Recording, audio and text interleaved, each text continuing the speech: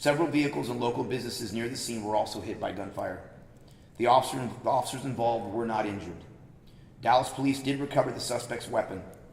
After the officer-involved shooting, the suspect's weapon was picked up by a witness and placed in a witness vehicle for safekeeping. The witness told detectives that he picked up the weapon and told the officers what he was doing. The witness said he picked up the weapon after the crowd began to surround the officers. The witness signed a consent to search his vehicle, and the suspect weapon was eventually recovered. The detective who interviewed the witness believed his actions were done in good faith. Dottie's weapon was found to be loaded with 6 rounds in the gun, 1 in the chamber. We believe 2 shell casings from Dottie's gun were found at the scene. Our investigation determined Dottie does have a history of acting aggressively in this area. Witnesses say the suspect had been at the location before and has a history of displaying a weapon and at times firing the weapon. He also has a criminal history with firearm offenses. He was arrested on August 11th, 2022 for discharge display of a firearm, and arrested again on August 18th, 2022 for aggravated assault with a deadly weapon, a firearm. Dottie posted bond for both these charges on August 29th, 2022 and was released from the Dallas County Jail. The incident investigation is ongoing and is being conducted by the Dallas Police Department Special Investigations Unit.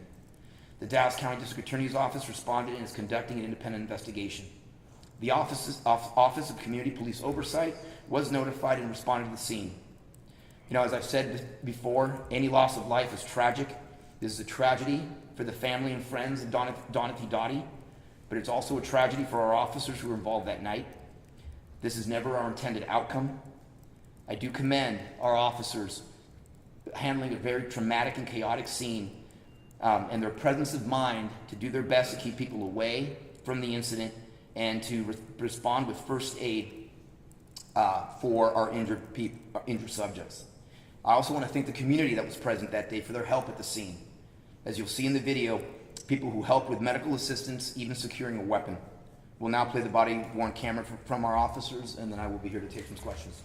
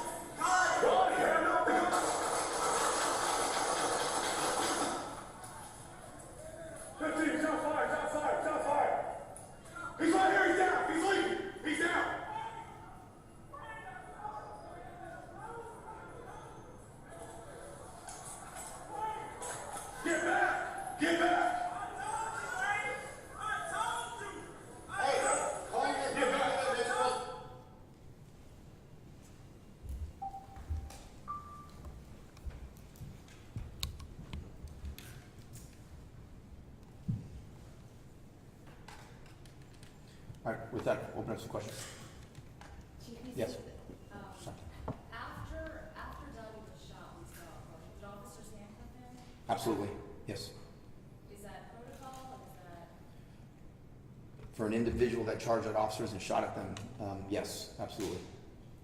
Chief, you see the gun in the video, but then you hear somebody say they picked up the gun, did y'all find the gun? Or Yes, what happened was you saw the gun in the video, and what occurred as in talking to the witness that actually took the gun. As the crowd was beginning to converge on the officers, there was a witness that came forward that said that he was concerned for the safety of our officers and secured the firearm in his trunk. Later on, our detectives found that the individual had taken it. They got a consent to search. They recovered the gun, and as I explained earlier, that's what occurred there. So the video does show several people downrange and in the line of sight of the officers. Can you talk a little bit about how your officers are trained? Are they trained to, if there are people in the background, to find a different angle no matter what else is happening? And do you think that they reacted appropriately shooting with people in the background, or do you think that they should have found another angle that was a little bit more clear? I mean, that's a good question. Obviously, these aren't choreographed dances. In this certain situation that occurred, as you heard, may have been a little muffled, but the senior officer actually told his partner that it was too close to approach because there's too many people there. He then further stated and tried to get the crowd to walk away as they discovered that the individual had a firearm. They had a good angle at the time. There was not really another way for them to have approached at that time. The individual had charged at them, and unfortunately the individual dictated this outcome. And so obviously there are things that we'll look through the investigations from training and tactics, as we do in every case. But in this case, I'm not quite certain there was many other ways that these officers could have approached that situation. Chief, we can hear, but not necessarily see. So you guys had an opportunity to review this. So take me through the chronology, or based on what we heard in that video, you're saying that man fired his weapon first, he showed the weapon first, or which one was it? Because it goes so fast, it's hard to tell. Yeah, the suspect, they recognized the suspect had a firearm. At one point, they saw him with the firearm, and then as he started walking towards them with the firearm, is when the gunfire exchange occurred. Does he have the weapon with him when the officers arrived and they didn't see that? Or when did they realize that he had a gun? Well, a couple things. Number one, there was a witness that spoke to the officers on scene that the individual had a firearm. And then they saw the firearm on his person, and then saw him holding it.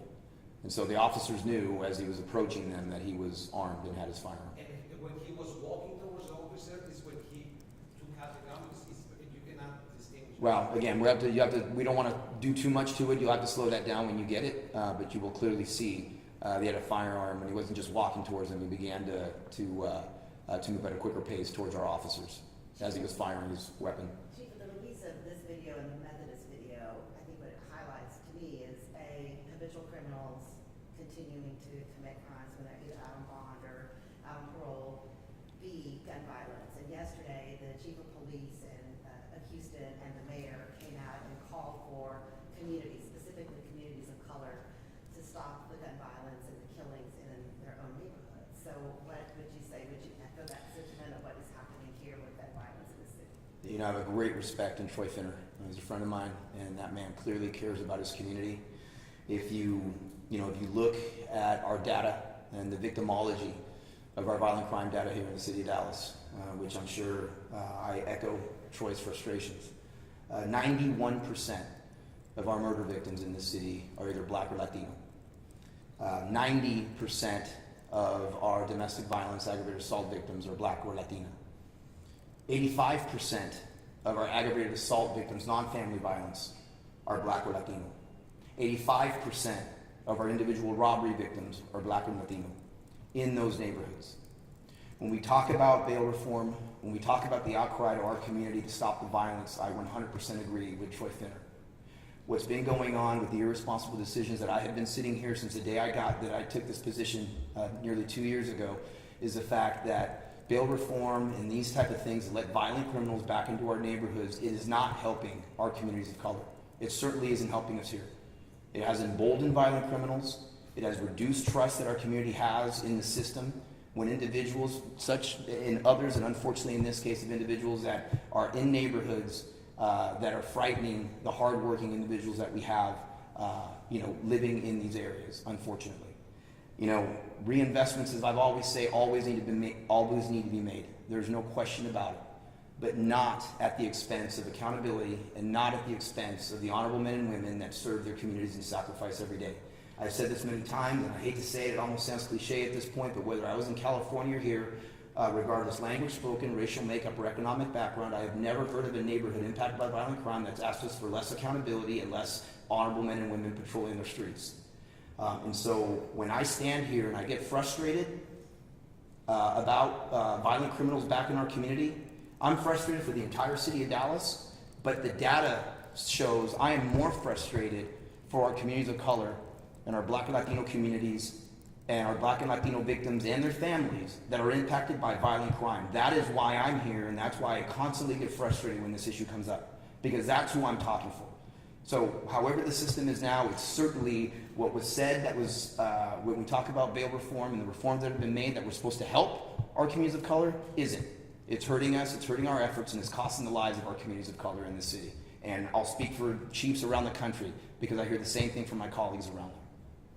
Chief, you said this is the 8th officer-involved shooting. I'm just talking about the importance of why you all share this video with the public. In the past, it's been kind of difficult to get this type of video. Why did you think it was important to you? Transparency is key. We are going to show the videos. We're going to show our community what's occurring, what our men and women have to deal with on a day-to-day basis, what they're facing. So there is no question. There'll be times, maybe times that we'll be showing videos to make sure that our community knows that we're not trying to hold anything back, and we're not going to be that department. It's incredibly important for us. It's incredibly important for me. I know it's incredibly important to the residents of the city to show what it is. Number one, what my men and women are facing out on the street, what the community is facing out in our neighborhoods, and so that's incredibly important to us. Chief, I spoke to some neighbors around the area. They said there is nothing new, especially in that corner. That corner is a little hot. Are you planning on doing something in that corner in the future? Yeah, we're working with ownership right now. The understanding is in that lot, that area has had an uptick in activity, and so we need to work. That is a place where people congregate, and again, in this particular instance, we're very fortunate of two things. We're fortunate that that individual did not turn on that crowd. And although I never want my men and women in harm's way, we're fortunate that that individual decided to take on two brave Dallas police officers so that they could not, so they could stop what was occurring. Going back to the bystander, so the bystander said that he thinks that he was shot by the suspect? At that night, the bystander thought that he was shot by the suspect. As it goes now, he's not sure. We're still looking into that as to who exactly, where the wound came from. The angles were very chaotic. The angles were chaotic. The angles were very difficult. But again, it's in those type of circumstances, an individual charging at you, firing a firearm, very difficult in that situation. But we're still working through that. Although that was his original statement that evening, we're still trying to ascertain that. Do we know how many shots the suspect did? We think he fired at least 2, if not more. How about the officers? I think one officer.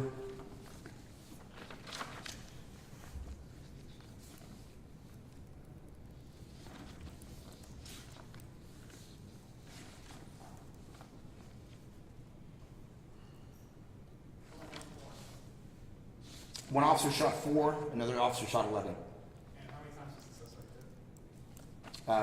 We're not going to put that out just yet. Can you say where he was hit exactly? Obviously we're not going to put exactly out where it was hit, but they got some hit. Rounds did strike the suspect, obviously. Chief, this department did release video also at Methodist. I know there's been talk about you cannot talk about it, you won't talk about it.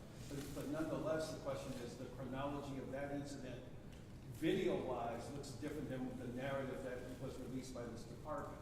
It suggested that the officer for that hospital went into or looked into the room and this person fired and then he returned fire. I'm looking at that video and I can't tell one way or the other. Is it still, based on your investigation, that officer fired his weapon after looking into that room to your understanding? That's not my recollection of how we put it out, but again, I wasn't prepared to talk about that one at the moment, but we'll look back into it and see the chronology.